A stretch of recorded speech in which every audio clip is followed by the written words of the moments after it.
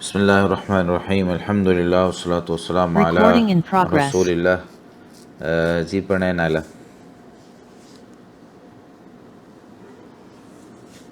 باب الاستنصار فی الوضوء جی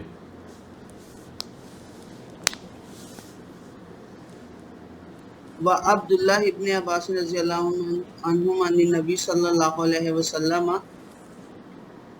یہاں سے شروع ہو رہا تھا یہ۔ ذکرہ عثمان و عبد اللہ ابن زید و عبد اللہ ابن عباس رضی اللہ عنہم عن النبی صلی اللہ علیہ وسلم انہ سمع ابا ہریرہ عن النبی صلی اللہ علیہ وسلم انہ قال من توضع فلیستنثر ومن استجمر فلیوتر۔ باب الاستنصار فی الوضوء، وضو میں ناک میں پانی چڑھانے کے بعد اس کو اچھے طریقے سے صاف کرنا، جھاڑنا۔ تو یہ بات جو ہے نا وہ کئی ایک صحابہ کرام نے ذکر کی ہے، جس طرح سیدنا عثمان، سیدنا عبداللہ بن زید، سیدنا عبداللہ بن عباس رضی اللہ عنہم نبی کریم صلی اللہ علیہ وسلم سے روایات کرتے ہیں، یعنی سب سے احادیث مروی ہیں۔ یہاں پر سیدنا ابو ہریرہ رضی اللہ تعالیٰ عنہ سے امام بخاری رحمۃ اللہ علیہ حدیث لے کر آئے ہیں۔ وہ نبی کریم صلی اللہ علیہ وسلم سے روایت کرتے ہیں کہ آپ صلی اللہ علیہ وسلم نے ارشاد فرمایا، من توضأ فلیستنثر، جو وضو کرے تو وہ اپنے ناک میں پانی چڑھا کے اس کو اچھے طریقے سے جھاڑے، صاف کرے۔ ومن استجمر فلیوتر، اور جو کوئی استنجا کرنے کے لیے ڈھیلے استعمال کرے، مٹی کچی استعمال کرے تو وہ کیا کرے، فلیوتر، تو اس کو طاق عدد میں استعمال کرے۔ جیسا کہ پچھلی حدیثوں میں گزرا ہے نا کہ تین، آپ صلی اللہ علیہ وسلم نے ان کو کہا کہ تین تلاش کر کے لاؤ، اور جب وہ دو لے کر آئے تو آپ صلی اللہ علیہ وسلم نے فرمایا کہ تیسرا لے کر آؤ، اور تیسری کیونکہ وہ ایک گوبر کا ٹکڑا لے آئے تھے تو نبی کریم صلی اللہ علیہ وسلم نے ان کو منع کیا اور کہا کہ تیسرا بھی ڈھیلا ہی لے کر آؤ۔ تو طاق عدد میں اس کو استعمال کرنا چاہیے، کم از کم تین، اس کے زیادہ جو ہے نا 5 7 جتنے بھی ضرورت ہے اتنے استعمال کیے جا سکتے ہیں۔ جی بنت آوان پڑھیں۔ جی السلام علیکم ورحمۃ اللہ وبرکاتہ۔ وعلیکم شیخ صاحب مجھے وہ حدیث نہیں مل رہی جو ابھی پڑھی ہے، کیونکہ کل ہم نے یہاں تک پڑھا تھا باب جو ہے لا یستقبل القبلۃ بغائط او بول۔ اب سوری پرسوں، اب کل کہاں تک پڑھا تھا وہ نے ابھی سنا نہیں ہے، چلیں پھر آپ معذرت ہاتھ چاہوں گی۔ نیچے کریں نا، آپ اس کو ڈھونڈ جی لیں اچھا پہلے، ٹھیک ہے۔ جی جی عائشہ طارق آپ پڑھیں۔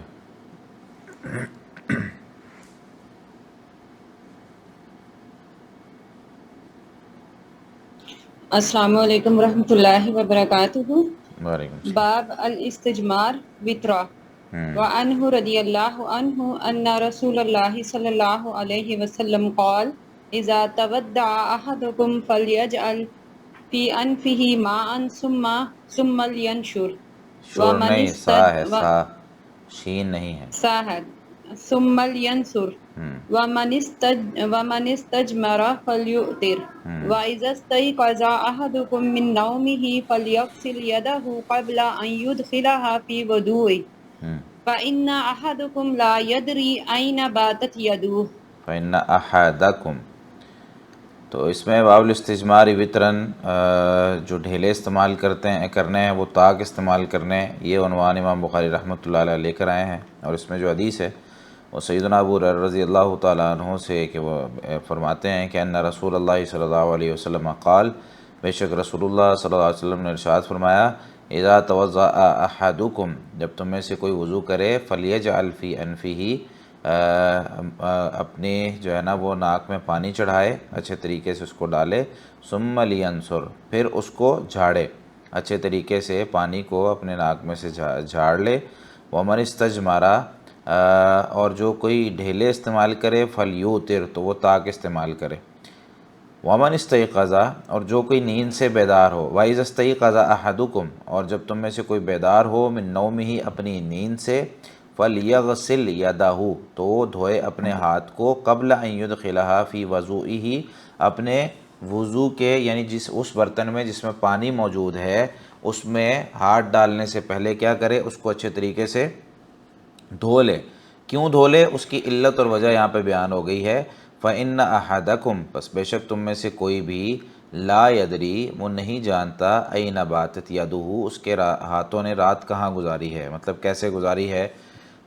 تو اس حدیث سے کئی ایک مسئلے پتہ چلتے ہیں۔ سب سے پہلے تو یہ کہ ناک میں پانی چڑھانا وضو کے دوران، یہ جس طریقے سے آج کل بڑا مشہور کیا جا رہا ہے نا کہ نگلیریا کا مسئلہ ہے اور جو ہے نا وہ ناک میں پانی نہیں چڑھایا جانا چاہیے، تو اس طرح کی کوئی بات بھی جو ہے نا وہ کوئی اتھینٹک بات نہیں ہے۔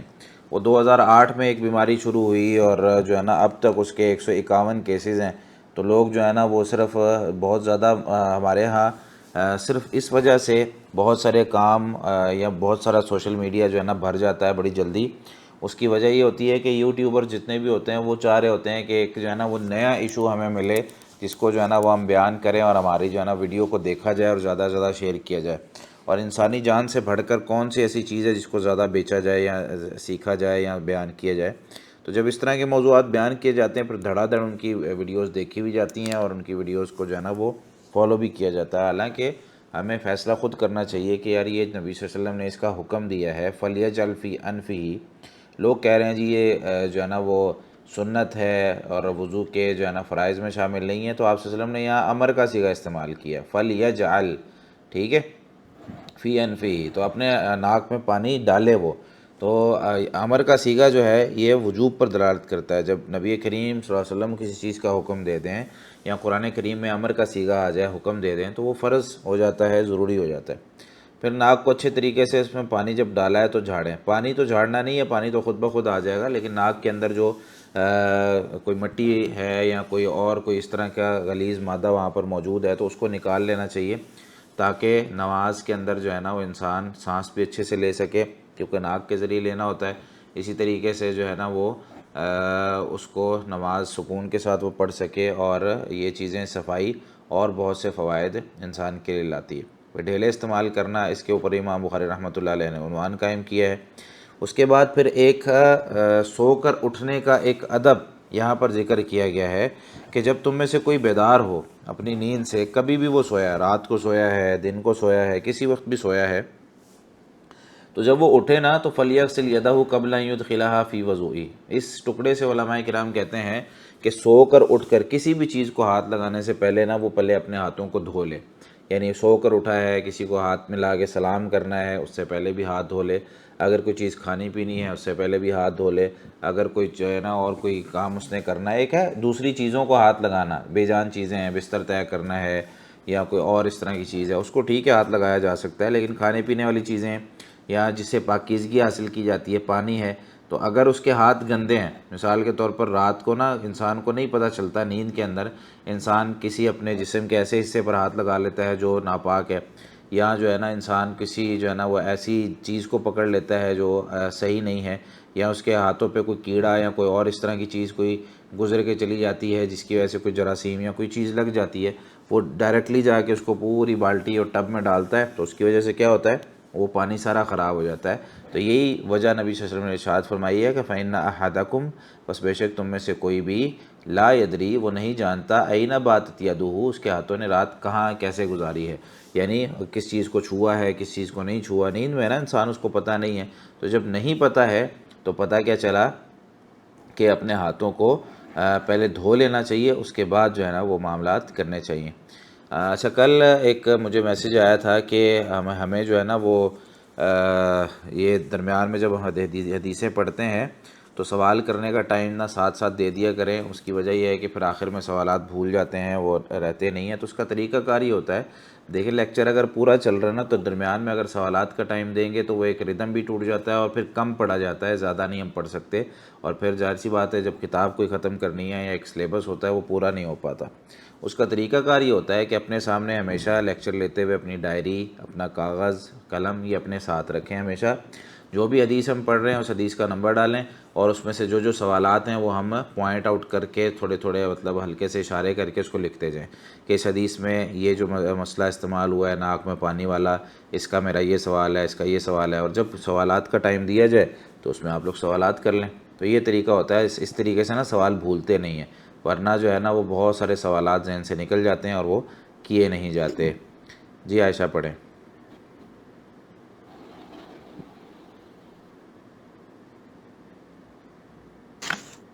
جی میں نے ابھی پڑھی تھی، پھر پڑھوں؟ ہاتھ نیچے کر لیا کریں نا پھر پڑھ کے۔ جی نائلہ پڑھیں۔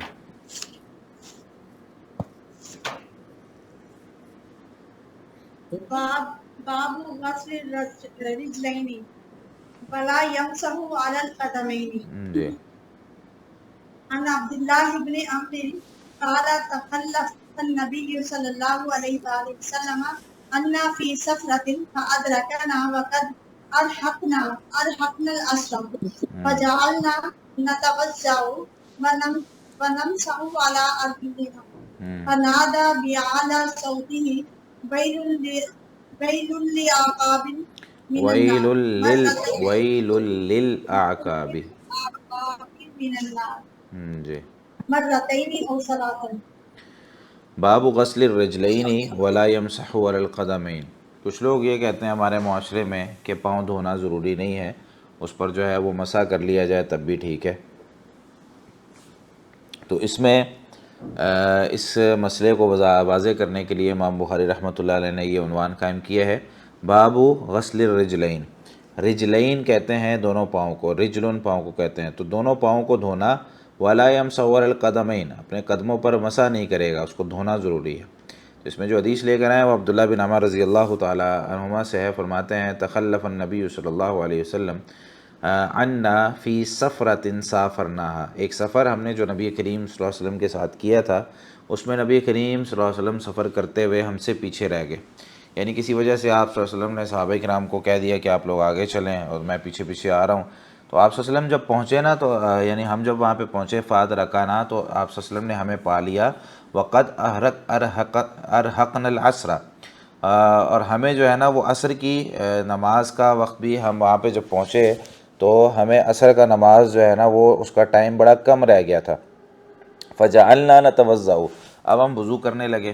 ونمسح علی ارجلنا، اور ہم اپنے جو پاؤں تھے نا ہاتھ گیلے کر کر کے اس پہ پھیرنے لگے. ٹھیک ہے، یعنی ٹائم کم تھا، عصر کی نماز کا وقت جا رہا تھا. تو اب صحابہ کرام نے تو ایک اچھے مقصد کے لیے کیا کہ پاؤں پورے پراپر دھوئے نہیں، لیکن جو ہے نا وہ ہاتھ گیلے کر کے، جس طرح پانی ایک جگہ پہ پڑا ہوتا ہے ایک ٹب کے اندر اور 10 لوگ وضو کرنے والے ہیں، تو پھر جس کا ہاتھ پانی پہ جتنا لگ رہا تھا وہ اتنا لگا کے اپنے پاؤں پہ لگا کے تو جا کے نماز پڑھنے کی کوشش کر رہا تھا. تو نبی کریم صلی اللہ علیہ وسلم نے جب یہ دیکھا، فنادا بأعلی صوتہ، آپ صلی اللہ علیہ وسلم نے اپنی بلند آواز کے ساتھ آواز لگائی، ویل للأعقاب من النار ویل للأعقاب من النار ویل للأعقاب من النار، لوگوں ایڑیاں خشک رہ جائیں گی تو آگ میں جائیں گی. ویل ہلاکت ہے، للأعقاب ایڑیوں کے لیے، من النار آگ سے. یعنی اگر وضو کرتے ہوئے ایڑیاں خشک رہ گئی تو آگ میں جائیں گی. اپنے پاؤں اچھے طریقے سے دھو. 2 مرتبہ یا 3 مرتبہ آپ صلی اللہ علیہ وسلم نے اونچی آواز سے یہ بات کہی. تو اس حدیث سے پتہ یہ چلا. اچھا، اس میں ایک مسئلہ یہ بھی ساتھ سمجھ لیں کہ ایک ہے کہ پاؤں دھونا اور دوسرا ہے جرابوں وغیرہ موضوع پر مسح کرنا. تو دونوں طرح نبی صلی اللہ علیہ وسلم سے ثابت ہے، لیکن جرابوں وغیرہ پر مسح کرنے کے لیے شرط یہ ہے کہ پہلی دفعہ وضو کر کے جرابیں پہنی ہو، طہارت حاصل کر کے جرابیں پہنی ہو. اور اگر جو ہے نا وہ طہارت حاصل نہ کی ہو، وضو نہ کیا ہوا ہو، تو پھر جرابوں پر مسح نہیں ہوتا بلکہ اتار کے پاؤں دھونے پڑیں گے. لیکن کچھ لوگ جو ہے نا وہ ویسے ہی پاؤں جو ہے نا وہ نہیں دھوتے ہیں یا اس پہ جو ہے نا مسح کر لیتے ہیں، تو یہ بات درست نہیں ہے. تو یہاں اس حدیث سے جو مسئلے پتہ چلتے ہیں کہ نبی کریم صلی اللہ علیہ وسلم صحابہ کرام کے ساتھ ایک سفر میں تھے. تو اس میں جو ہے نا وہ صحابہ کرام کے یعنی صحابہ کرام آگے آگے تھے، نبی صلی اللہ علیہ وسلم پیچھے پیچھے تھے. تو عصر کی نماز جب اس کا وقت ہوا تو صحابہ کرام نے عصر کی نماز کے لیے وضو کرنا شروع ہوئے. تو نبی صلی اللہ علیہ وسلم نے جب ان کو دیکھا کہ وضو وہ صحیح طریقے سے نہیں کر رہے ہیں، تو آپ نے اونچی آواز سے آواز لگائی. تو پتہ کیا چلا کہ اونچی آواز سے محدث کوئی آواز لگا سکتا ہے، یا کسی کو سمجھانے کے لیے آواز کو اونچا بھی کیا جا سکتا ہے. ضروری نہیں کہ بندہ یہ کہے کہ یار آرام سے بات کرو. اور کئی دفعہ ضرورت ہوتی ہے اور لازمی ضرورت ہوتی ہے. مثال کے طور پر کسی کی غلطی جو ہے نا وہ ایسی ہے جس کو جلدی اور اونچی آواز سے روکنا بہت ضروری ہے. جیسے ہمارے گھر کے اندر سے یا کسی جگہ پہ ہم جاتے ہیں تو وہاں پہ ایک بجلی کی تار وہاں سے گزر رہی ہے اور اس کے اندر جو نا کرنٹ کافی ہیوی ہے اور ہمارا بچہ اس کی طرف جا رہا ہے. تو ہم کیا اس کو پیار سے، بڑے اہتمام سے، بالکل اچھے اچھے پیارے پیارے قدم اٹھا کے ہم اس کے پاس جائیں گے اور جا کے کہیں گے بیٹا دیکھیں یہاں پر بجلی کی تار ہے، آپ وہاں پہ اس کو نہ چھیڑیں. ٹھیک ہے، اتنے میں وہ جو ہے نا اس کو ہاتھ لگا لے اور بچہ ہمارے اس کی جان چلی جائے. تو کیا وہاں پہ ہوگا؟ وہاں پہ سچویشن سمجھانے کی طریقہ کار مختلف ہو جائے گا. وہاں پہ دور سے ہی ایسی آواز لگانی ہے کہ بچہ وہیں جم جائے، بچہ وہیں رک جائے جہاں پہ وہ ہے، وہ کسی چیز کو چھیڑے نہ. ٹھیک ہے. تو کئی دفعہ سمجھانے کے لیے آواز کو اونچا کیا جاتا ہے. اس کا یہ مطلب نہیں ہوتا کہ ہم اس کی بے ادبی کر رہے ہیں. اس کا مطلب یہ ہوتا ہے کہ وہ معاملہ حساس اتنا ہے کہ جس کو سمجھانے کے لیے آواز کو اس طریقے سے بلند کیا جا رہا ہے، اور جس کو سمجھایا جا رہا ہے اسے بھی یہ بات پتہ ہونی چاہیے کہ بھائی یہ ہم تک آواز پہنچانے کے لیے کہہ رہے ہیں. وہ اگلا بندہ آ کے کہے یار بھائی سن لیا ٹھیک ہے، بس اب بس کر رہے، ایک دفعہ تو نے کہہ دیا، دو تین دفعہ تین دفعہ کیوں کہہ رہے ہو. تو یہ نبی صلی اللہ علیہ وسلم کی یہ نبی صلی اللہ علیہ وسلم کی جو ہے نا یہ نبی صلی اللہ علیہ وسلم کی سنت ہے کہ آپ صلی اللہ علیہ وسلم جو ہے وہ بات سمجھانے کے لیے دو تین دفعہ کر دیتے تھے. تو اس سے یہ بھی پتہ چلا کہ نبی کریم صلی اللہ علیہ وسلم نے صحابہ کرام کو وضو کا طریقہ بتایا ہوا تھا، سکھایا ہوا تھا، اور اس طریقے سے جب ان میں دیکھا کہ کمی ہے تو پھر اس طریقے سے آپ صلی اللہ علیہ وسلم نے ان کو سمجھایا کہ بھئی اب جو ہے نا وہ وضو کا طریقہ آپ لوگوں کو پتہ چل گیا، تو اگر آپ لوگوں نے وضو صحیح نہیں کیا تو اس میں یہ آپ کو سزا ملے گی اللہ تعالیٰ کی طرف سے. تو اس وجہ سے تو اس سے یہ بھی پتہ چلا ہے کہ جب کسی کو کوئی کام دیا جاتا ہے اور وہ اس کو کر رہا ہوتا ہے اور عادی ہوتا ہے، تو اگر وہ اس میں غلطی کرے تو اس کو سزا دی جا سکتی ہے. ایک ہوتی ہے دنیاوی سزا، ایک ہے اخروی سزا. تو سزا جو ہے وہ اللہ تعالیٰ نے رکھی ہے، ہر چیز پیار سے نہیں ہوتی، کبھی کبھی جو ہے وہ ڈانٹنا بھی پڑتا ہے. جی بنت آوان پڑھیں. باب المدمدة في الوضوء. قال ابن عباس وعبد الله بن زيد عن النبي صلى الله عليه وسلم عن عمران مولى عثمان بن عفان أنه رأى عثمان دعا بوضوء فأفرغ على يديه من إنائه فغسلهما 3 مرات ثم أدخل يمينه في الوضوء ثم وضوئی واؤ پہ زبر ہے.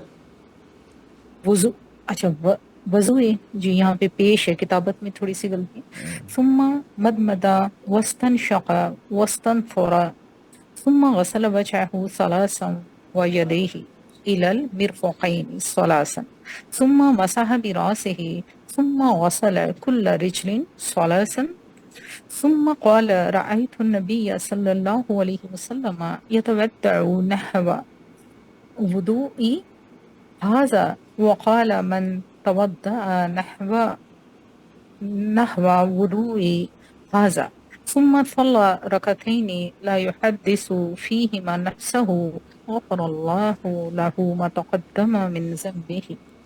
جی یہ حدیث پیچھے گزر چکی ہے. اس پر حدیث پر امام بخاری رحمۃ اللہ علیہ نے جو عنوان قائم کیا باب المزمزۃ فی الوضو، وضو میں کلی کرنا بھی نبی صلی اللہ علیہ وسلم کی سنت ہے. اور یہی بات سیدنا عبداللہ بن عباس عبداللہ بن زید بھی نبی صلی اللہ علیہ وسلم سے روایت کرتے ہوئے بیان کرتے ہیں. اس میں وہی حدیث ہے، عمران مولا عثمان بن عفان بیان کرتے ہیں کہ انہوں نے عثمان بن عفان رضی اللہ تعالیٰ عنہ کو دیکھا کہ انہوں نے وضو کا پانی منگوایا. فافرغ علی یدیہ من انائہ، تو اپنے دونوں ہاتھوں پر اپنے برتن میں سے پانی ڈیلا. فغسلہما 3 مرات، 3 مرتبہ ان کو دھویا. ثم ادخل یمینہ فی الوضوء، پھر اپنے دائیں ہاتھ کو وضو کے پانی میں یعنی برتن میں داخل کیا. ثم تمزمز واستنشق واستنثر، پھر کلی کی. تو یہ کلی کرنے پر امام بخاری رحمۃ اللہ علیہ نے عنوان قائم کیا ہے کہ کلی کرنا بھی وضو کی جو ہے نا وہ اس میں شامل ہے، تو اس کے بغیر وضو نہیں ہوتا. تو ثم تمزمزہ، پھر کلی کی. واستنشق، ناک میں پانی چڑھایا. واستنثر، اس کو جھاڑا.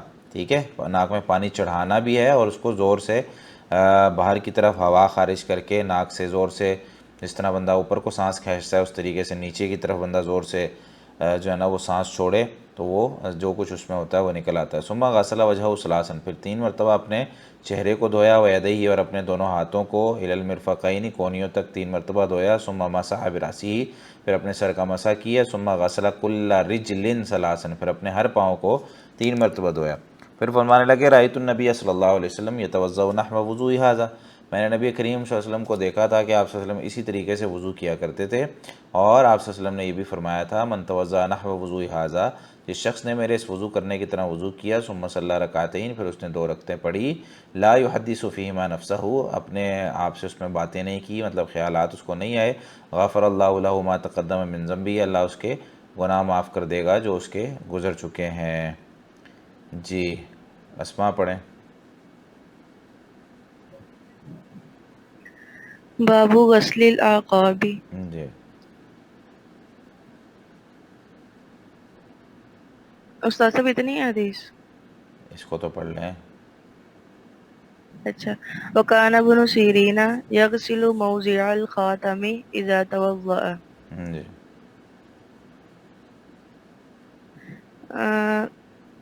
حدثنا محمد بن زياد قال سمعت أبا هريرة وكان يمر بنا والناس يتوضؤون من المطهرة قال أسبغ الوضوء فإن أبا القاسم صلى الله عليه وسلم قال ويل للأعقاب من النار. باب غسل العقاب، ایڑیوں کو بھی دھونا وضو کے اندر ضروری ہے.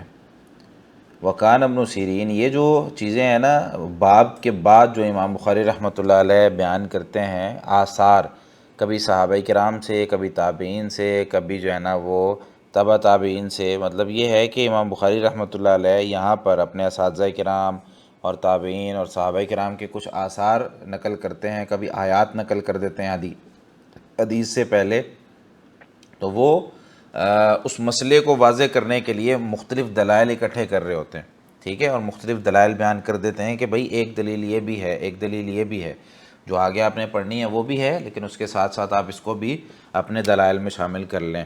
تو ابن سیرین رحمۃ اللہ علیہ کے حوالے سے امام بخاری رحمۃ اللہ علیہ بیان کرتے ہیں کہ وہ یغسل موضع الخاتمی، انگوٹھی انہوں نے پہنی ہوتی تھی اور انگوٹھی کو وہ آگے پیچھے کرتے تھے جب وضو کرتے تھے. یعنی نبی صلی اللہ علیہ وسلم نے یہ جو فرمایا نا وَيْلٌ لِّلْعَقَابِ مِنَ النَّارِ، ایڑیوں کے لیے ہلاکت ہے، اس کا یہ مطلب نہیں ہے کہ یہ صرف ایڑیوں تک ہی محدود رکھنا ہے. جسم کا کوئی بھی حصہ جو وضو میں جو ہے نا دھونا ضروری ہے، تو اس میں اسلام نے جو ہے نا پرفیکشن کا بڑا خیال رکھا ہے. یعنی کوئی بھی کام کرنا ہے بڑے اچھے طریقے سے کرنا ہے. دیکھیں نا نماز کے حوالے سے ابھی پیچھے حدیث گزری کہ نماز ایسے پڑھنی ہے، وہ 2 رکعتیں ایسے پڑھنی ہے کہ لا یحدث فیہما نفسہ، اس میں اپنے آپ سے باتیں نہیں کرنی، اس طریقے سے جو ہے نا وہ حدیث پڑھنی ہے، اس طریقے سے وہ 2 رکعتیں پڑھنی ہیں. اسی طریقے سے یہاں وضو کرتے ہوئے بھی بڑے اہتمام کے ساتھ کہا گیا ہے کہ بھائی اچھے سے وضو کرنا ہے، اور اس وضو کے اندر جو ہے نا وہ اپنے سارے اعضاء کو دھونا ہے.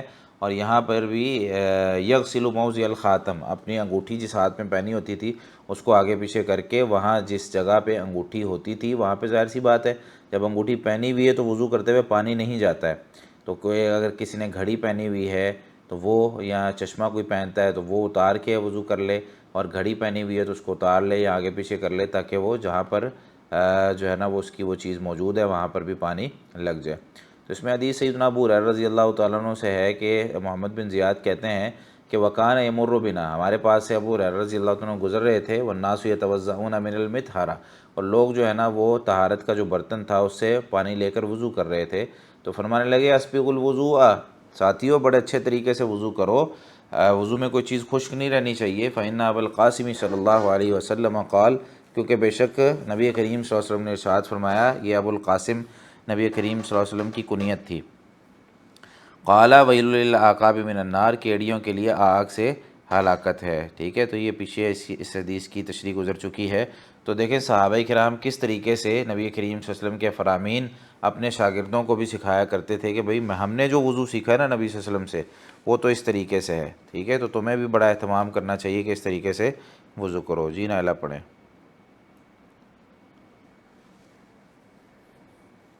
باب غسل الرجلین فی النعلین ولا یمسح علی النعلین.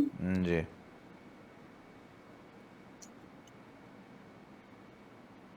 عن عبید بن جریج انه قال لعبد الله بن عمر یا ابا عبد الرحمن رأیتک تصنع اربعا لم ارى احدا من اصحابك يصنعوها.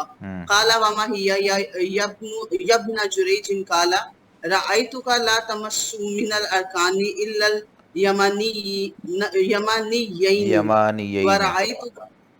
اليمانيين ورأيتك تلبس النعال السبتيات ورأيتك تسبغ بالسفرة ورأيتك إذ كنت مكة أهل الناس إذا رأوا الهلال ولم تهل أنت حتى كان يوم التروية.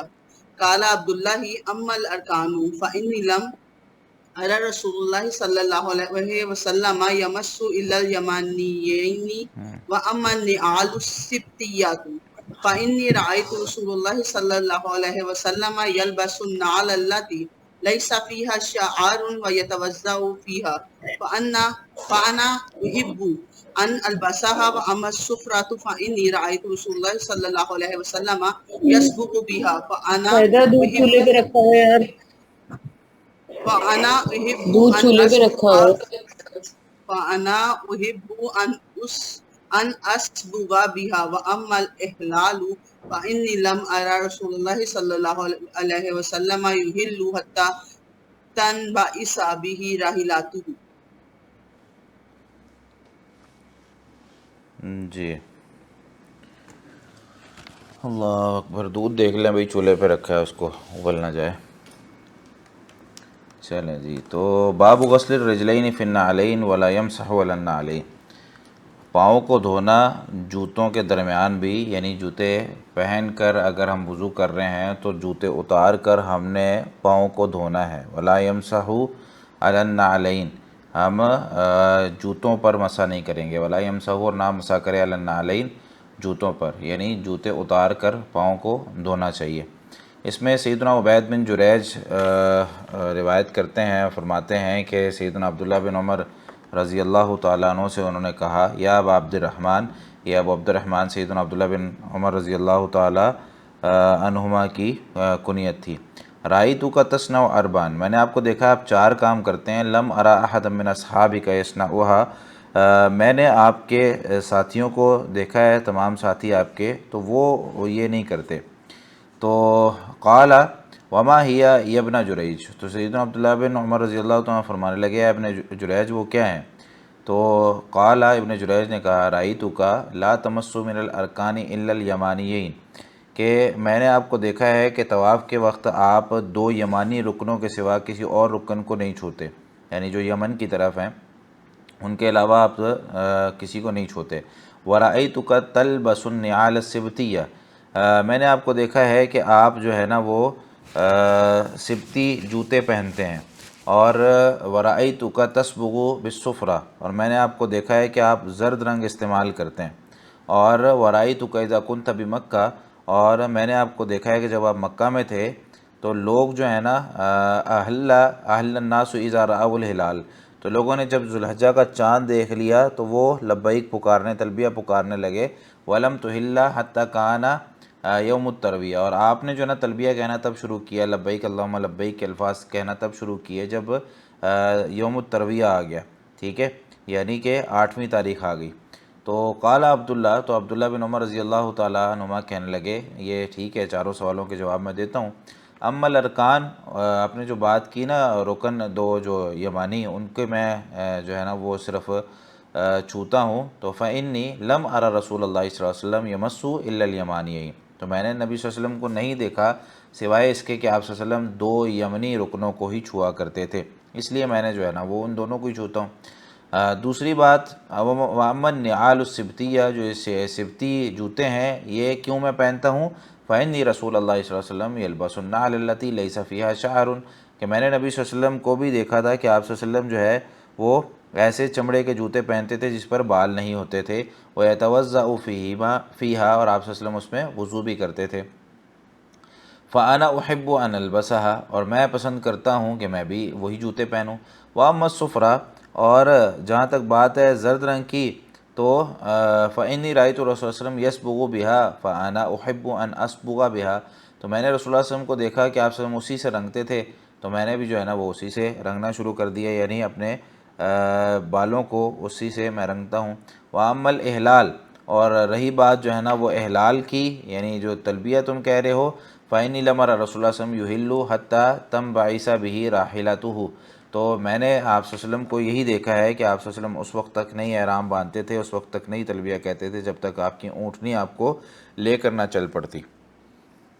تو یہ حدیث ہے جس سے کئی ایک مسئلے پتہ چلتے ہیں، ان میں سے جو ہمارے کتاب الطہارہ کے ساتھ جو تعلق رکھتا ہے وہ یہ ہے کہ وَيَتَوَضَّأُ فِيهَا، نبی صلی اللہ علیہ وسلم وہی جوتا پہن کے وضو کر لیتے تھے، لیکن اس میں پاؤں کو دھونا ضروری ہے، اس میں یہ نہیں ہے کہ جوتوں کے اوپر مسح کرنا ہے، ٹھیک ہے، اس کو آپ صلی اللہ علیہ وسلم دھوتے تھے پاؤں کو، یلبس النعل التی، اور آپ صلی اللہ علیہ وسلم جو چیزیں استعمال کرتے تھے۔ اب دیکھیں اس میں کتنی سادگی اور کتنا ایک اچھا جواب انہوں نے دیا، یعنی عبید بن جریج پوچھ رہے ہیں عبداللہ بن عمر سے کہ آپ یہ 4 کام کرتے ہیں، کیوں، وجہ کیا ہے؟ انہوں نے صرف ایک وجہ بیان کی ہے، اور وجہ کیا ہے کہ نبی صلی اللہ علیہ وسلم یہ کرتے ہیں، بس کوئی علت نہیں، کوئی وجہ نہیں، کوئی جو ہے نا وہ اس میں لمبی چوڑی تفصیل نہیں کہ نبی صلی اللہ علیہ وسلم یہ کیوں کرتے تھے، کس وجہ سے کرتے تھے، اچھا کرنا ضروری ہے کہ فرض ہے، کیا ہے، کوئی چکر نہیں، صحابہ کرام اس طرح کے چکروں میں نہیں پڑتے تھے۔ انہوں نے سیدھی سیدھی بات کہی کہ نبی صلی اللہ علیہ وسلم ایسے کرتے تھے تو میں ایسے کرتا ہوں، وہ یمانی جو ہے نا وہ رکنوں کو چھوتے تھے تو میں انہی کو چھوتا ہوں، وہ سبتی جوتا پہنتے ہوئے میں نے ان کو دیکھا ہے تو میں بھی وہ جو ہے نا پہن لیتا ہوں، یعنی یہ چمڑے کا جوتا ہوتا ہے جس پہ جو ہے نا بال وغیرہ نہیں ہوتے، اس کو صاف کر کے جوتا بنایا جاتا ہے، تو میں بھی پھر وہی جوتا پہنتا ہوں۔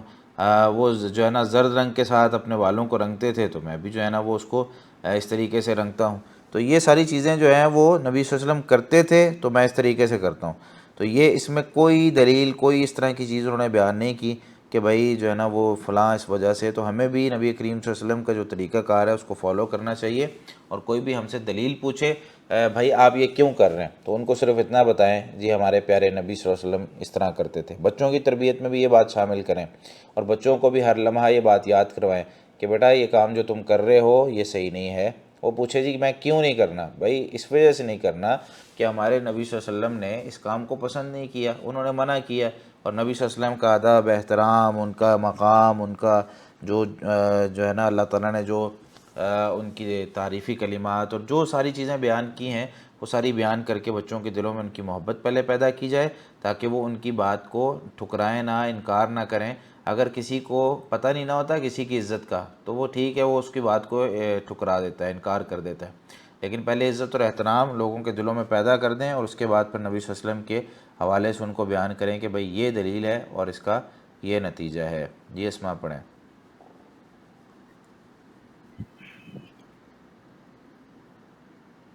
باب التیمن فی الوضوء والغسل۔ جی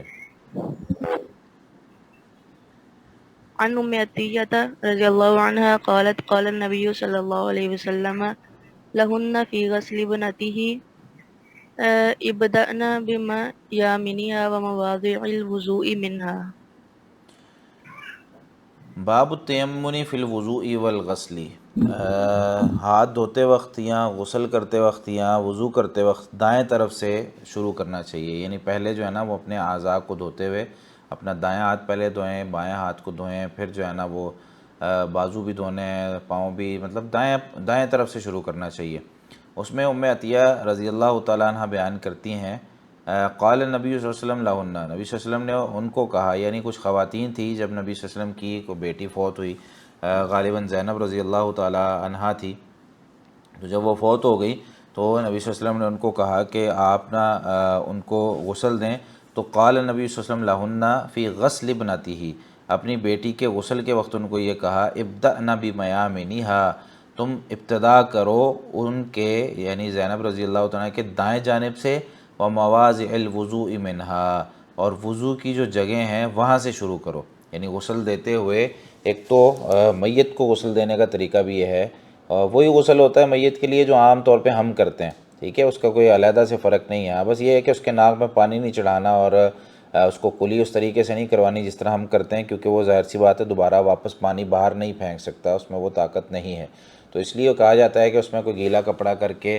اس کے جو ہے نا وہ منہ کے اندر پھیر دیا جائے تاکہ منہ صاف ہو جائے، اسی طریقے سے جو ہے نا وہ اس کے ناک کو جو ہے نا اچھے طریقے سے صاف کر لیا جائے، باقی جو ہے نا غسل کا طریقہ وہی ہوتا ہے۔ تو دائیں جانب سے شروع کریں، اور وضو کی جگہ جو ہے نا وہ وہاں سے شروع کریں، پہلے اس کے ہاتھ دھلوا دیں، پھر جو ہے نا وہ اس کے بعد جو ہے نا کلی کروائیں، ناک میں پانی چڑھائیں، پھر چہرہ وغیرہ، بازو وغیرہ، اس طریقے سے اس ترتیب کے ساتھ، اور اس کے بعد پھر سارے جسم پر پانی بہا دیں، لیکن پہلے یہ کہ دائیں جانب اور اس کے بعد بائیں جانب۔ تو اسے امام بخاری رحمۃ اللہ علیہ نے استدلال کیا ہے کہ التیمن فی الوضوء والغسل۔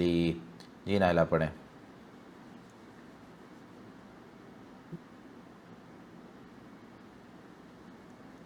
عن عائشہ قالت کان النبی صلی اللہ علیہ وسلم یجبہ التیمن بتناولہ وترجلہ وطہورہ وفی شأنہ کلہ۔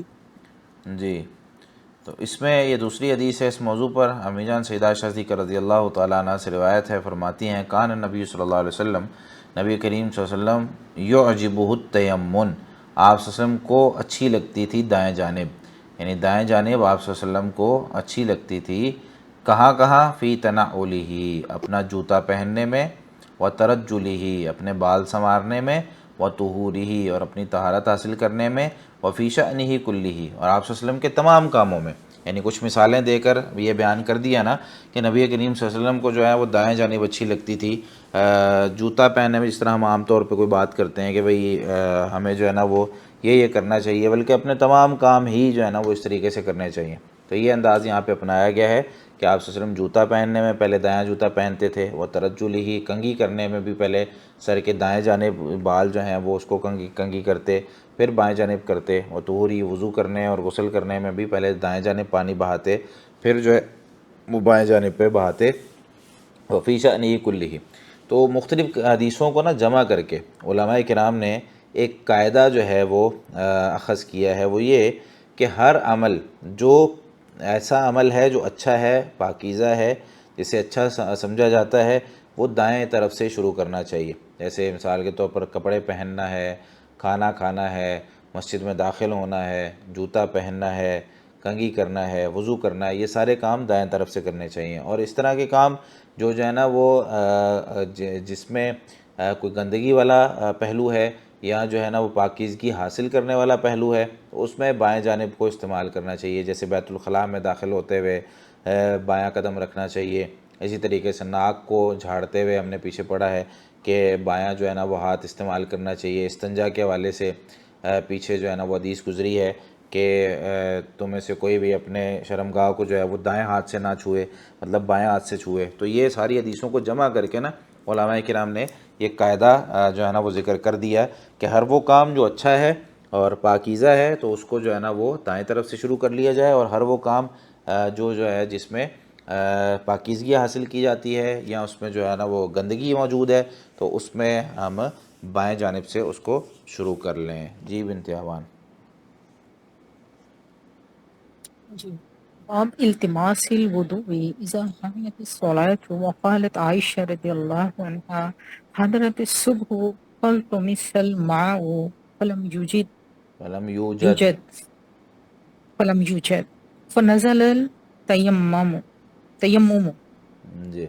عن انس بن مالك رضي الله عنه انه قال رأيت رسول الله صلى الله عليه وسلم أنا صلاة العصر فالتمس الناس الوضوء فلم يجدوا فأوتي رسول الله صلى الله عليه وسلم بوضوء فبدأ رسول الله صلى الله عليه وسلم في ذلك الإناء يده وأمر الناس أن يتوضأوا منه.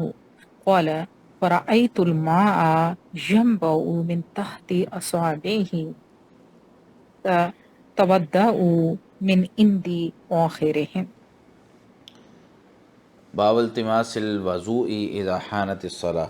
کل بھی میں نے وضاحت کے ساتھ بتایا تھا کہ وضو جو ہے نا پانی کو کہتے ہیں، اور وضو واو کے پیش کے ساتھ اس عمل کو کہتے ہیں جو ہم نماز کے لیے کرتے ہیں.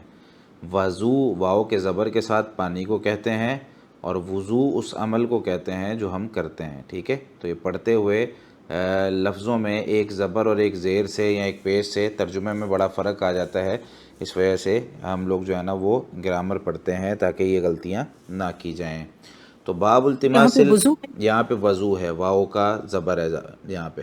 باب التماس الوضوء، وضو کے پانی کو تلاش کرنا، اذا حانت الصلاۃ، جب نماز کا وقت ہو جائے. یعنی جب نماز کا وقت ہو جائے تو ہم نے پانی کو تلاش کرنا ہے.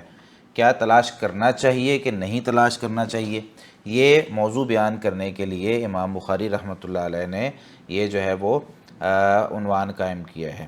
امی جان سیدہ عائشہ صدیقہ رضی اللہ تعالیٰ عنہ فرماتی ہیں حضرت الصبح، صبح کی نماز کا وقت ہو گیا. سفر میں تھے تو سفر میں پانی نہیں تھا، صبح کی نماز کا وقت ہو گیا. فلتمس الماء فلم یوجد، اب وضو کے لیے پانی کو تلاش کیا گیا لیکن پانی ملا نہیں، فنزلت تیمم، تو اللہ تعالیٰ نے آسانی کرتے ہوئے تیمم کی آیات نازل کر دیں کہ اگر وضو کا پانی تلاش کیا جائے۔ اب یہاں اس لفظ سے بھی امام بخاری رحمۃ اللہ نے استدلال کیا ہے، فَلْتُمِسَ الْمَاءُ، پانی تلاش کیا گیا، یہ نہیں کہ بیٹھے رہیں چپ کر کے آرام سے دیکھیں جی ٹنکی میں پانی نہیں آ رہا چلو ٹھیک ہے یار تیمم کر لیتے ہیں، نہیں، اٹھیں سائڈ پہ دیکھیں کوئی ساتھ والے گھر میں پانی آ رہا ہے نہیں آ رہا، کسی گلی کے اندر پارک میں جو ہے نا وہ کئی دفعہ انسان کے گھر کے سامنے فلٹر پلانٹ ہوتا ہے، کوئی اس طرح کی جگہیں ہوتی ہیں جہاں سے پانی میسر آ جاتا ہے، تو انسان وہاں سے پانی لے آئے اور وضو کرے۔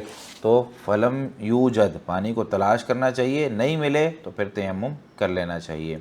تو اس میں جو حدیث لے کر آئے سیدنا انس بن مالک رضی اللہ تعالیٰ عنہ سے، انہوں نے فرمایا رأیت رسول اللہ صلی اللہ علیہ وسلم، میں نے نبی کریم صلی اللہ علیہ وسلم کو دیکھا، وحانت صلاۃ العصر، اور عصر کی نماز کا وقت ہو چکا تھا، فلتمس الناس الوضوء، لوگوں نے وضو کا پانی تلاش کیا، وضو کرنے کے لیے پانی کو تلاش کیا، یہ بھی الوضوء پڑھنا ہے، فلم یجدوہ، تو لوگوں نے پانی نہیں پایا، ان کو ملا ہی نہیں پانی، فوتیہ رسول اللہ صلی اللہ علیہ وسلم بوضوء، تو نبی صلی اللہ علیہ وسلم کے پاس تھوڑا سا پانی لایا گیا، ایک چھوٹے سے برتن کے اندر پانی موجود تھا، فوضع رسول اللہ صلی اللہ علیہ وسلم فی ذالک الاناء یدہ، تو نبی صلی اللہ علیہ وسلم نے اپنا ہاتھ اس پانی کے برتن میں رکھا، تو یہ ایک معجزہ تھا آپ صلی اللہ علیہ وسلم کا کہ وہ پانی بھرنا شروع ہو گیا، آپ صلی اللہ علیہ وسلم کی انگلیوں سے پانی نکلنا شروع ہو گیا، پانی اس میں بھرنا شروع ہو گیا، تو وَأَمَرَ النَّاسَ أَن يَتَوَضَّؤْا مِنْهُ، آپ صلی اللہ علیہ وسلم نے لوگوں کو کہا بھئی ٹھیک ہے اس برتن سے پانی لے کے وضو کرنا شروع کرو، قال، تو صحابی کہتے ہیں انس بن مالک، فَرَأَيْتُ الْمَاءَ يَنْبُعُ مِنْ تَحْتِ أَصَابِعِهِ، تو میں نے دیکھا پانی جو ہے وہ نکل رہا تھا آپ صلی اللہ علیہ وسلم کی انگلیوں کے پوروں سے، انگلیوں کے نیچے سے، حتیٰ توضؤوا من عند آخرہم، حتیٰ کہ ان کے آخری جو شخص تھا اس نے بھی وضو کر لیا، یعنی ہر بندے نے وضو کر لیا، وہ پانی ختم نہیں ہوا ہے۔ تو یہ نبی کریم صلی اللہ علیہ وسلم کا معجزہ تھا۔ تو یہاں پر دیکھیں آپ صلی اللہ علیہ وسلم نے ان کو تیمم کی اجازت نہیں دی، تھوڑا سا پانی تھا تو ایک معجزے کے ذریعے وہ بڑھ گیا، تو ہمارے پاس جتنا پانی ہو ہم اس سے اتنا وضو کر لیں، اگر پانی بالکل ہی نہیں ہے تو پھر جو ہے نا وہ تیمم کی طرف جانا چاہیے، اگر تھوڑا سا پانی ہے تو ہم جو ہے نا وہ اس سے، ہاں پینے کا پانی ہے اور وضو کا پانی نہیں ہے تو کسی سفر میں ہے، اس طرح کے حالات بن جاتے ہیں کئی دفعہ کہ پانی بالکل آس پاس مل ہی نہیں رہا اور نماز کا وقت ہے اور وہاں پر جو ہے وہ صرف پینے کا تھوڑا سا پانی موجود ہے، تو پینے کے پانی کو وضو کے لیے استعمال نہ کیا جائے، بلکہ پینے کے پانی کو پینے کے لیے استعمال کیا جائے، کیونکہ جان بچانی اور پیاس کو بجھانا یہ زیادہ بڑا کام ہے بنسبت جو ہے وہ دوسرے کام کی، تب ہے جب جو ہے وہ پانی کی قلت ہو جائے۔ جی نازیہ پڑھیں۔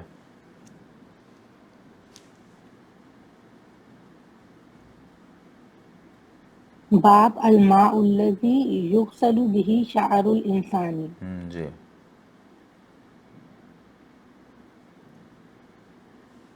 وعنه رضی اللہ عنہ ان رسول اللہ صلی اللہ علیہ وسلم لما حلق رأسه كان ابوه طلحة اول من اخذ من شعره۔ جی کہاں سے پڑھ رہی ہیں آپ کی کہتا میرے پاس جو بک تھی اس کے پیچھے والی حدیث نہیں ہے آپ کے پاس؟ نہیں، میں یہاں سے پڑھ لیتی ہوں، آپ نے کیا نہیں، یہاں سے پڑھ لیتی ہوں۔ چلو یہ کہاں سے پڑھوں؟ اسٹارٹنگ یہ سے؟ والی حدیث ہے۔ جی۔ قال قلت لأبيدة عندنا من شعر النبي صلى الله عليه وسلم أصبناه من قبل أنس أو من قبل أهل أنس، فقال لأن تكون عندي شعارة منه أحب إلي من الدنيا وما فيها۔ ابن سیرین اچھا یہ عنوان کیا تھا؟ باب الماء الذی یغسل به شعر الانسان، وہ پانی جس میں کسی انسان کے بالوں کو دھویا جائے، یعنی اگر بالوں سے ٹچ ہو کے پانی کے برتن میں پانی دوبارہ گر جائے تو کیا وہ پانی ناپاک ہو جاتا ہے؟ کیا اس سے ہم وضو کر سکتے ہیں؟ تو یہ عنوان ہے، اور اس میں یہاں پر کچھ آثار ذکر کیے ہیں امام بخاری رحمۃ اللہ علیہ نے، تو ان کو آگے چلتے ہیں ہم حدیث کی طرف۔ ابن سیرین رحمۃ اللہ علیہ فرماتے ہیں قلت لعبیدہ، میں نے عبیدہ رضی اللہ تعالیٰ عنہ سے کہا کہ عندنا من شعر النبی صلی اللہ علیہ وسلم اصبناہ من قبل انس او من قبل اہل انس، کہ ہمارے پاس نبی صلی اللہ علیہ وسلم کے نا کچھ بال ہیں جو ہمیں جو ہیں وہ انس رضی اللہ تعالیٰ عنہ سے ملے ہیں، یا کہا کہ انس رضی اللہ تعالیٰ عنہ کے گھر کی طرف سے ملے ہیں۔ تو فقال عبیدہ رضی اللہ تعالیٰ عنہ کہنے لگے لأن تکون عندی شعرۃ منہ، میرے پاس اگر اس میں سے ایک بال بھی ہو نا نبی صلی اللہ علیہ وسلم کے بالوں میں سے، احب الیہ من الدنیا وما فیہا، تو میرے لیے دنیا اور دنیا میں جو کچھ ہے اس سے زیادہ محبوب ہے۔ یعنی نبی کریم صلی اللہ علیہ وسلم کے بال انہوں نے رکھے ہوئے تھے، تو یہاں امام بخاری رحمۃ اللہ علیہ نے یہ استدلال یہاں سے کیا ہے کہ بال جو ہے نا وہ پاک ہوتے ہیں۔ بال کیا ہوتے ہیں؟ پاک ہوتے ہیں۔ اگر بال نجس ہوں تو صحابہ کرام اور تابعین اس کو رکھیں نہ اپنے پاس، ٹھیک ہے؟ اگر صحابہ کرام اور تابعین انہوں نے اپنے پاس بالوں کو رکھا ہوا ہے تو اس سے انہوں نے یہ استدلال کیا ہے کہ بال جو ہیں وہ پاک ہیں، اور ان بالوں کو گھر میں رکھنا یا اپنے پاس رکھنا درست ہے۔ اور اگر بالوں سے پانی لگ کر پانی ٹب کے اندر یا برتن کے اندر دوبارہ گر جاتا ہے تو اس میں کوئی ایشو نہیں ہے، کوئی مسئلہ نہیں ہے۔ اور اگلی جو حدیث ہے وہ بھی اسی کے ساتھ تعلق رکھتی ہے۔ ابن سیرین فرماتے ہیں انس رضی اللہ تعالیٰ عنہ سے کہ لما حلق رأسہ کان ابو طلحہ اول من اخذ من شعرہ، جب نبی صلی اللہ علیہ وسلم نے اپنے سر کو منڈوایا تو اس میں سیدنا ابو طلحہ رضی اللہ تعالیٰ عنہ سب سے پہلے وہ شخص تھے جنہوں نے نبی صلی اللہ علیہ وسلم کے بال لیے، یعنی بال انہوں نے حجۃ الوداع میں جب آپ صلی اللہ علیہ وسلم نے اپنے بال منڈوائے نا تو اس وقت سیدنا ابو طلحہ رضی اللہ تعالیٰ نے بال پکڑ لیے اور ان کو اٹھا لیا۔ تو نبی کریم صلی اللہ علیہ وسلم کے بال صحابہ کرام نے سنبھالے ہوئے تھے۔ آج کل بھی کئی جگہوں پہ نا یہ بیان کیا جاتا ہے کہ نبی کریم صلی اللہ علیہ وسلم کے بال جو ہے نا وہ موجود ہیں فلاں فلاں میوزیم کے اندر پڑے ہیں، تو یہ بات صحیح نہیں ہے، یہ درست نہیں ہے۔ آخری جو بال تھے وہ امام احمد بن حنبل رحمہ اللہ کے پاس تھے، اور ان کے ساتھ ان کی قبر میں جو ہے نا وہ دفنا دیے گئے۔ اس کے بعد اب تک کسی کے پاس کوئی بال نہیں ہے۔ اس پر ایک رسالہ لکھا گیا PhD کا، جس نے پوری دنیا میں جہاں جہاں بال موجود تھے وہاں جا کر تحقیق کی اور پتہ کیا کہ یہ بال کہاں سے کس سند سے ان تک پہنچے ہیں، تو کوئی بال بھی ثابت نہیں ہو سکے۔ تو اس میں پوری تحقیق کے بعد انہوں نے خلاصہ یہ لکھا ہے کہ نبی کریم صلی اللہ علیہ وسلم کے بال اس وقت پوری دنیا میں کسی جگہ پر بھی موجود نہیں ہیں، ٹھیک ہے؟ تو اس وقت آپ صلی اللہ علیہ وسلم کے بال تھے اور ان کو صحابہ کرام رکھتے بھی تھے، سنبھال کے بھی رکھتے تھے۔ تو یہ جو حدیثیں ہیں ان سے پتہ چلا کہ جو ہے بال وہ اس کے ذریعے کیا ہے کہ پانی نجس نہیں ہوتا ہے۔ جی ٹائم ختم ہو گیا جی، سوالات آپ کر سکتے ہیں۔ جی السلام علیکم ورحمۃ اللہ وعلیکم وبرکاتہ۔ السلام ورحمۃ سر، جیسے ابھی آپ نے فرمایا کہ بال احمد بن حنبل رحمہ اللہ کے ساتھ تھے، ان قبر میں دفن ہو گئے تھے، اللہ۔ جی تو ایک تو یہ چیز، ایسی کوئی چیز، چونکہ یہ تو خیر بہت متبرک چیز ہے تو اس لیے اس کو کوئی حرج نہیں ہے قبر میں ساتھ لے جانے کی، ایک تو یہ سوال۔ دوسرا یہ ہے کہ جیسے اکثر لوگ کہتے ہیں نالین مبارک ہیں، جی زیارت کر لیجیے۔ مجھے بھی ایک دفعہ بلایا گیا تھا، میں نے جا کے دیکھا تھا حضرت علی رضی اللہ تعالیٰ عنہ کے نالین مبارک اور رسول اللہ صلی اللہ علیہ وسلم کے، تو کیا یہ بھی پھر غلط، ہاں مطلب جی، ہمیں نہیں جانا یہ چاہیے، بھی بالکل کرنا ثابت چاہیے؟ نہیں ہے نبی صلی اللہ علیہ وسلم اور یعنی صحابہ کرام سے۔ ٹھیک ہے جی۔ اس میں نا ہسٹری کسی بھی چیز کی پڑھ لینی چاہیے کہ یار ایک چیز جو ہے نا وہ کتنے عرصے تک محفوظ رہ سکتی ہے، ٹھیک ہے؟ جیسے ٹھیک مثال کے طور پر ابھی کہا جاتا ہے نا یہ مدینہ کے اندر وہ باغ ہے جو عثمان رضی اللہ تعالیٰ عنہ نے لگایا تھا، یہ وہ باغ ہے جو ہے نا وہ جس کے اندر گٹھلی نہیں ہوتی، تو یہ وہ فلاں فلاں چیز ہے۔ تو اس طرح کی چیزیں کافی مشہور کی جاتی ہیں نا ہمارے ہاں۔ تو اس جی پہ جی جب بالکل۔ ہم سرچ کرتے ہیں کہ یار ایک کھجور کا درخت کتنے سالوں تک وہ جو ہے نا وہ پھل دیتا ہے، کتنے سالوں تک جو ہے نا وہ زندہ رہتا ہے، ٹھیک ہے؟ تو ہمیں اس کے حساب سے پتہ چل جاتا ہے کہ یار زیادہ سے زیادہ کوئی کھجور کا درخت 100 سال رہ جائے گا، 200 سال رہ جائے گا، 400 سال رہ جائے گا، اتنے ابھی 1400 سال تو کوئی کھجور کا درخت نہیں نہ رہ سکتا۔ تو اس طرح صحیح تحقیق بات۔ کر کے پھر ہمیں وہ پتہ چل جاتا ہے چیزیں کہ یار یہ چیز کب تک رہی ہے اور کب تک رہ سکتی ہے۔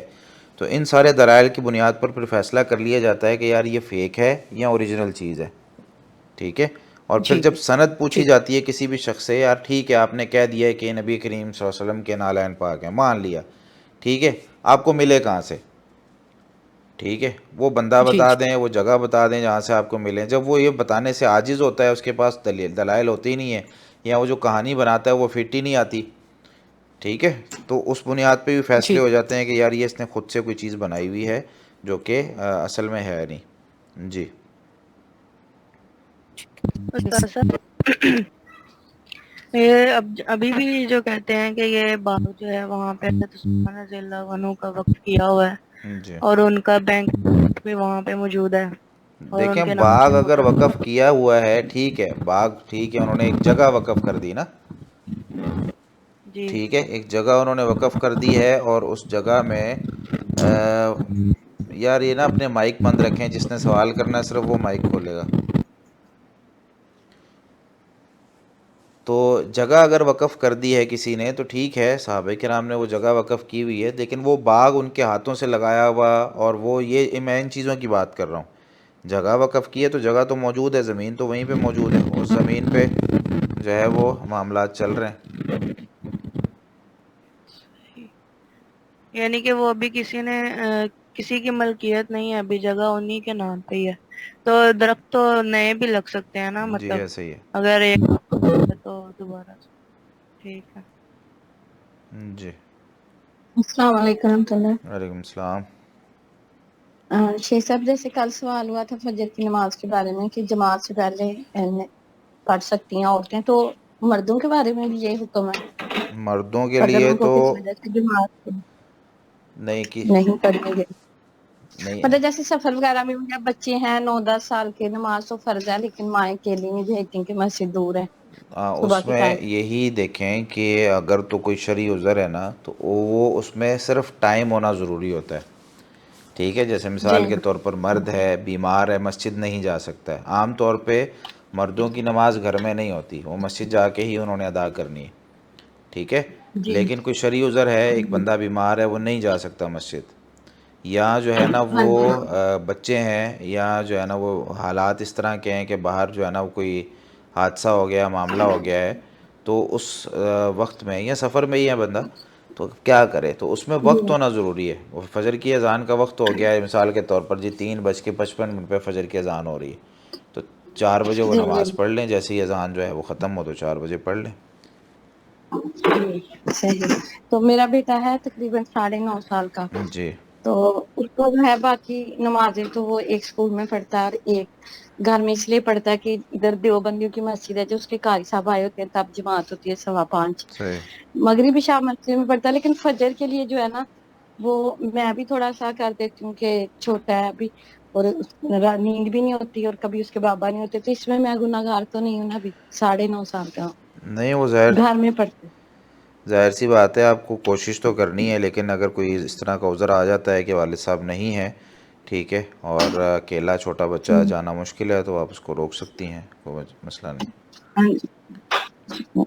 جی عائشہ. جی السلام علیکم ورحمۃ اللہ وبرکاتہ. السلام. جی شیخ صاحب میرا ایک سوال ہے کہ جو مسافر ہے یعنی کہ جرابوں کے اوپر مسح کرنا، جی مسافر کے لیے 3 دن اور 3 راتیں اور مقیم کے لیے 1 دن اور 1 رات. میرا مطلب یہ ہے کہ جو ہم یہ کپڑوں کے موزے پہنتی ہیں ان کے اوپر ہم وہ مسح کر سکتے ہیں، یا کوئی وہ کچھ اسپیشل کوئی چمڑے کے موزے ہیں یا کچھ، یہ تھوڑی سی بتا دیں اس کے بارے میں. جی جرابیں کوئی بھی چیز جو پاؤں کو ڈھانپتی ہے نا، وہ چاہے کسی بھی قسم کے کسی بھی کپڑے کی جرابیں ہوں یا موزے ہوں، تو سب پہ مسح کیا جا جی سکتا ہے. اس میں ضروری نہیں ہے کہ وہ چمڑے کے موزے ہی ہوں، ٹھیک ہے، جرابوں پر بھی مسح اچھا، کیا جا سکتا ہے، اس میں کوئی حرج والی بات نہیں ہے. جزاک اللہ خیر. شیخ صاحب ایک اور سوال پوچھنا ہے آپ سے کہ قبرستان سے گورکن کا فون آیا، وہ کہہ رہے ہیں کہ میرے ہسبینڈ کی جو قبر تھی نا، جی وہ مٹی ان کی ایک ساتھ والی قبر تھی، تو وہ مٹی وہ ٹوٹ گئی بارشوں کی وجہ سے نا، ٹھیک ہے. تو وہ ان کی وجہ سے میرے ہسبینڈ کی قبر جو ہے وہ بھی بیٹھ گئی ہے ساری. صحیح ہے.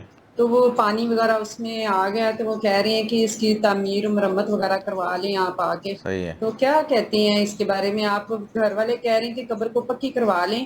آئے دن یہ مسئلہ مسائل، کیونکہ میرا کوئی بیٹا بھی نہیں ہے، کوئی بھائی وغیرہ ہیں ماشاءاللہ سب اپنے گھروں میں ہیں، تو والد صاحب کہہ رہے ہیں کہ بیٹا آپ قبر کو پکی کروا لیں تاکہ یہ روز مسئلے مسائل نہ ہو. تو آپ کیا کہتے ہیں اس کے بارے میں؟ نہیں نہیں، پکی نہیں کروانی چاہیے، اور روز روز کے مسائل نہیں ہیں یہ، ٹھیک ہے.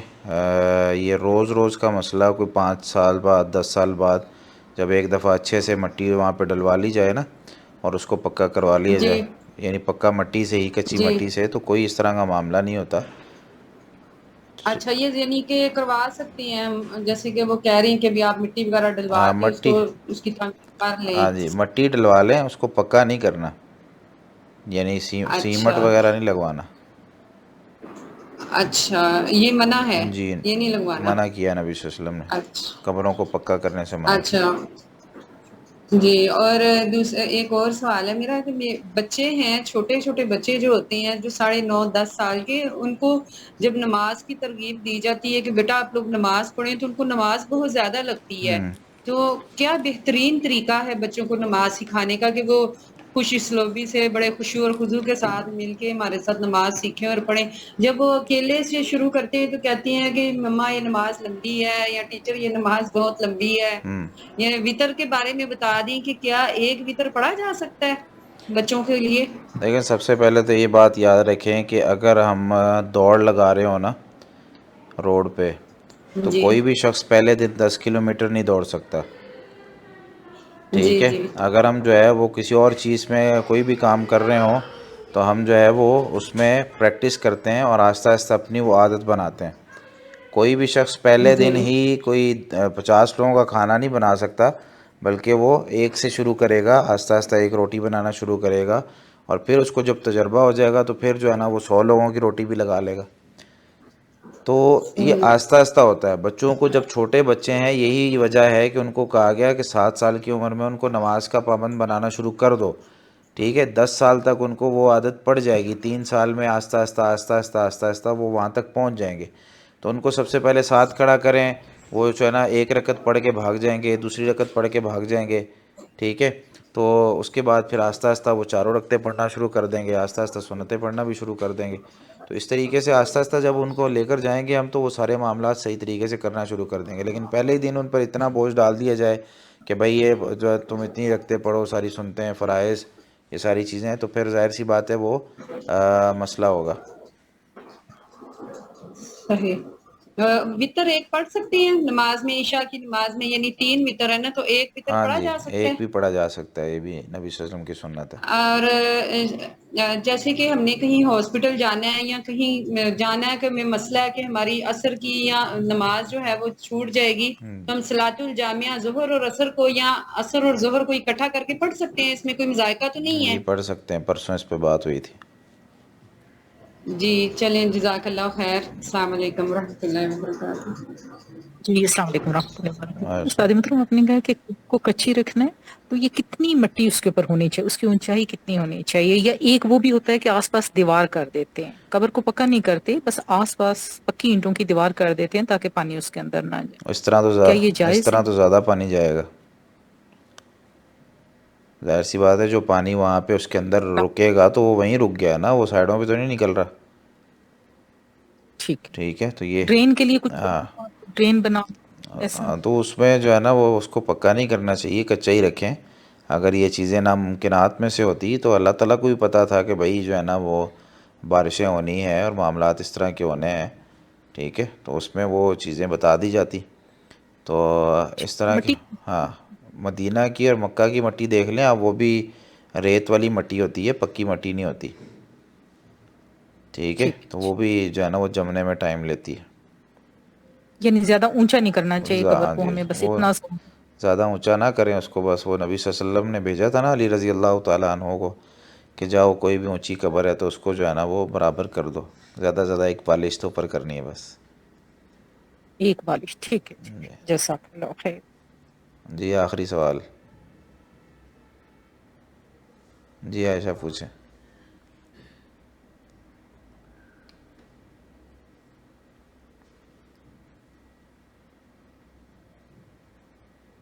استاد صاحب میں وہ میرا خیال ہے ان کا ہاتھ پہلے سے کھڑا ہے، اس لیے انہوں نے بھی کوشچن کر لیا تھا۔